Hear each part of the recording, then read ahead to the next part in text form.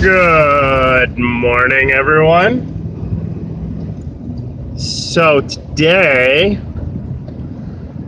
I said I would try to have the Dresden files up. I started the editing yesterday, or I should say I got it all edited, all set up, and started the process of the computer compiling it all together yesterday. This morning when I got up, I got all ready to upload it, and it's still going. So it's still in the process of compiling it into one video file so that I can upload it. So I thought this morning what I would do is I'd give you another little story here. This one is why whenever I play D&D, we have a certain friend, we'll call him Thomas, is never allowed to play as a random mage. Now, let me give you kind of a premise of this.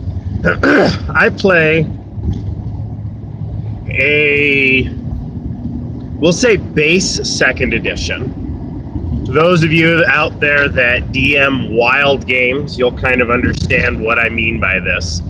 But I kind of set it up so that if you can find the rules and the character build and things like that for your character, give me a copy of it.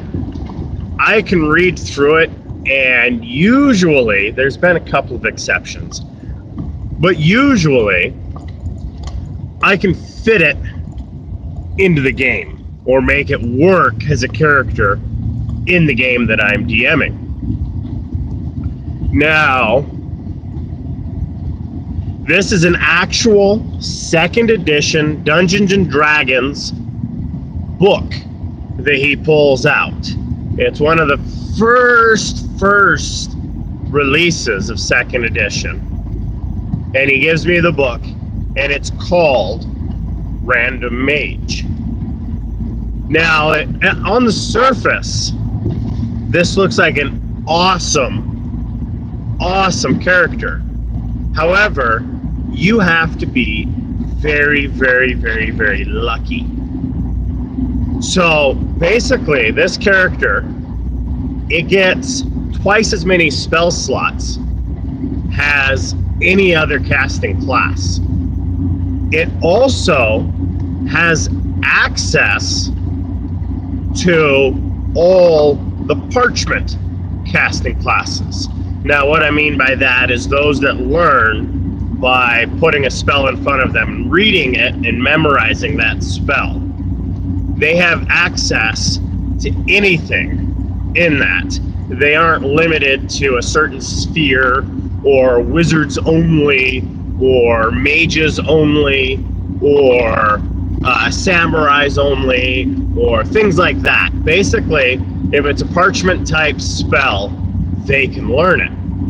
So again, that's like, wow, wait a minute, double the spells on each level, as well as you can take and learn any spell, as well as, if I remember right, you can either turn any spell you memorize can be turned into a magic missile or a healing spell.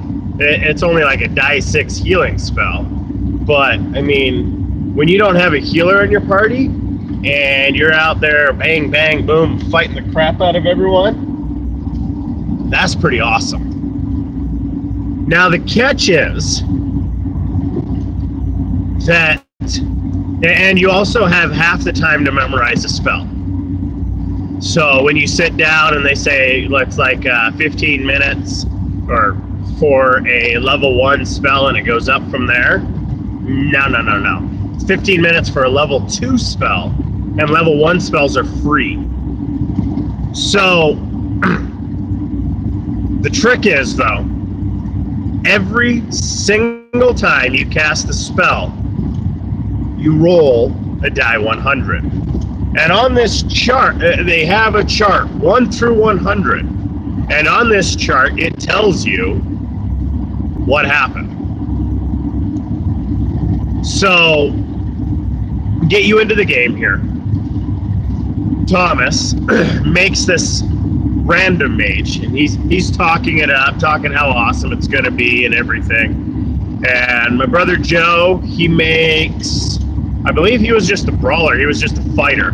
Just your normal pick up a sword and beat the crap out of the guy because I got better armor than you and a bigger boomstick than you. So he's sitting there playing, and then I think it was Monica and Ralph were playing. I think Monica was playing her classic thief type. And no, I think she was going for assassin this time. And Ralph, he was playing just the normal, go in there and beat him up type fighter.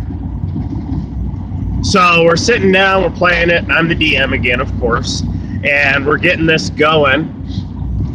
They're coming along, they've introduced themselves, talked to each other, had kind of their little introductory spiel going. And then they come across their first encounter as they're walking through the woods. A bear comes out and says, hey, you know, you guys are in my territory, and charges them. Well, Thomas takes and immediately calls up Magic Missile and throws a double Magic Missile at the bear. Well, we take and we roll the die 100, and it says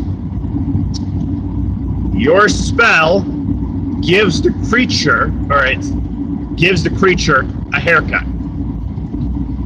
So I read it off and I'm like, well, so as you launch your magic missile across at the bear, you have just given the bear a buzz cut right off the top.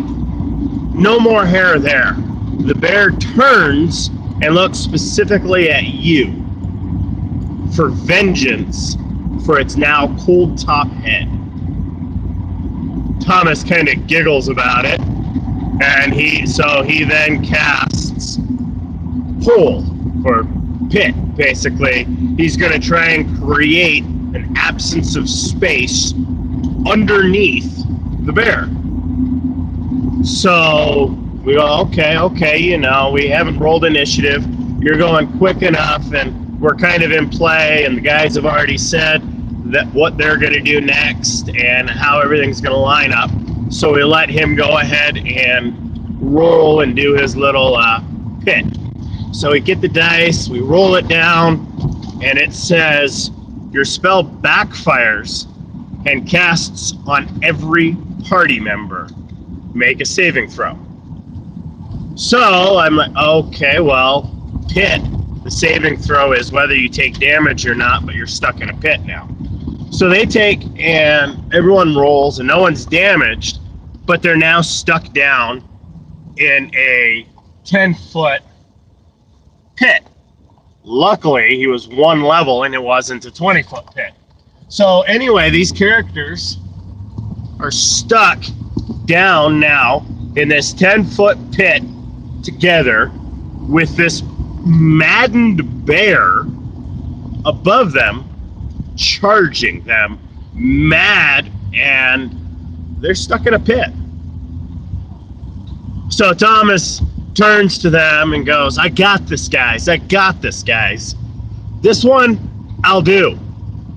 And so he turns and he's like, I have shrink. So he turns to the bear and he casts shrink. So we grab the dice, we roll the dice, we look at it, we go through the chart, and I get to the chart, to the answer on the chart, and I'm just sitting there, I'm shaking my head, and everyone turns and looks at me and goes, what? And I went, well, here's the premise. So you guys are all lined up there in this pit where there's big mama bear at the edge of the pit looking down at you. And Thomas, you look up and you cast your spell, and you get all praised and all excited in this look, and your eyes, they get bright with thunder, and you feel the power go through you. And the bear, instead of shrinking 2 sizes smaller, grows 4 times bigger. So now you have a giantess mama bear upset at you. The whole party turned and looked at Thomas, and Thomas goes, wait a minute, I've got an even better spell. And the party killed him. So, the rule of this, don't create a random mage if your luck is not the best there is out there. You guys have a wonderful and blessed day.